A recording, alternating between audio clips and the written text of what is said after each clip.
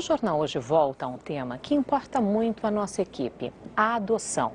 Há 2 anos, nossos repórteres percorreram 6 abrigos e mostraram como milhares de brasileirinhos sonhavam com o afeto de uma família.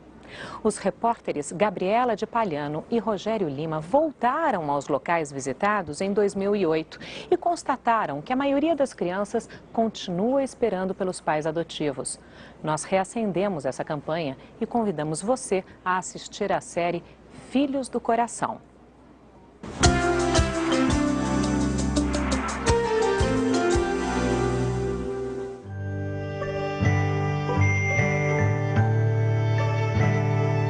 O que precisa para ser feliz? Ser lembrado. Quase 2 anos se passaram desde a última vez que estivemos neste abrigo em Niterói, na região metropolitana do Rio. Até agora nada foi feito para realizar o sonho desse menino, ter uma família. Nós contamos a história dele e de mais 6 crianças de outros abrigos brasileiros. Revelamos os casos sem mostrar os rostos nem os nomes verdadeiros. O tempo passou e apenas uma criança foi adotada. As outras não tiveram nem a chance de ganhar uma nova família. Os processos estão parados. Não há autorização da justiça para a adoção. É o caso desta menina. Quando estivemos em Fortaleza, ela estava começando a falar. Veja qual era a situação dela na época.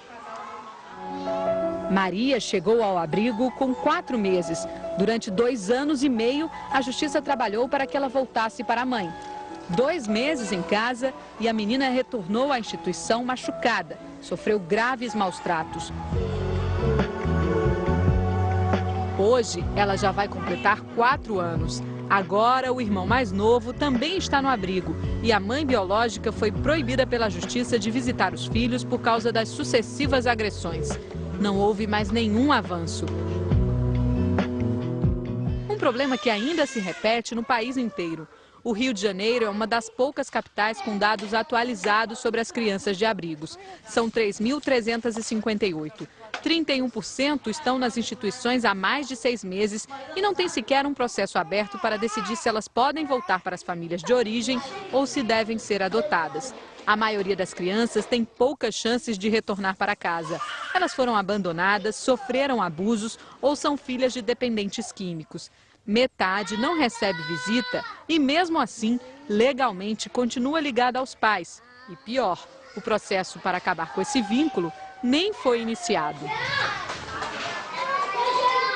O que ela não pode é ficar esperando até fazer 18 anos para essa mãe ou esse pai tomarem jeito. É um tempo muito longo, é um preço muito alto, que é a criança que vai pagar. Porque está cômodo para todo mundo, está cômodo para o conselho tutelar que encaminha para o abrigo, está cômodo para o juiz que deixa a criança abrigada, está cômodo para o promotor que não está fazendo talvez nada naquele caso específico para que aquela criança volte para sua família, está cômodo para essa família que não tem que fazer nada, tem que ir lá visitar essa criança no dia do Natal ou no dia do aniversário, mas para a criança está péssimo. Os juízes culpam a falta de estrutura. Os juízes que trabalham com essa área têm sempre a mesma reclamação quanto à falta de estrutura, dificuldade para captar uma equipe técnica, um grupo responsável pela fiscalização dos abrigos, pela permanente e necessária participação no dia a dia dessas crianças. Quando os anos passam e as crianças continuam nos abrigos, elas perdem um direito básico garantido por lei há 19 anos, o de crescer numa família. Aqui em Porto Alegre, o judiciário age com rapidez para evitar que elas fiquem sem o amor de um pai ou de uma mãe. Hoje, todas têm a situação acompanhada pela justiça, o que diminui muito o tempo de permanência das crianças nessas instituições. Tem que dar um tempo razoável, 2, 3 meses.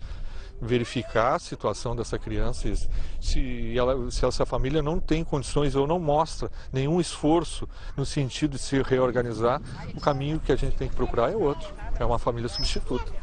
Abrigo, por melhor que seja, nós temos um abrigo excelente, mas não é a família. Família. Era esse o sonho de Márcio e Andrea e a maior necessidade de Bernardo. Eu aprendi com esse processo, na realidade eles não estão encontrando um filho para nós. Eles estão encontrando um lar para o Bernardo.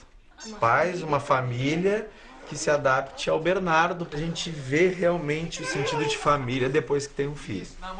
Depois que vê o carinho ver as coisas, as prioridades que mudam por causa dele, de tu não ter mais noite de sono, de não ter nada direito. Então, se a gente valoriza o nosso pai e nossa mãe já, antes, depois que tu tem um filho, tu ultrapassa isso. Tu vê que família é uma coisa insuperável. A gente tem esse sentimento de família só depois que ele chegou e eu não esperava que fosse assim. Sabe, que fosse criar esse elo tão rápido e tão forte assim, como é.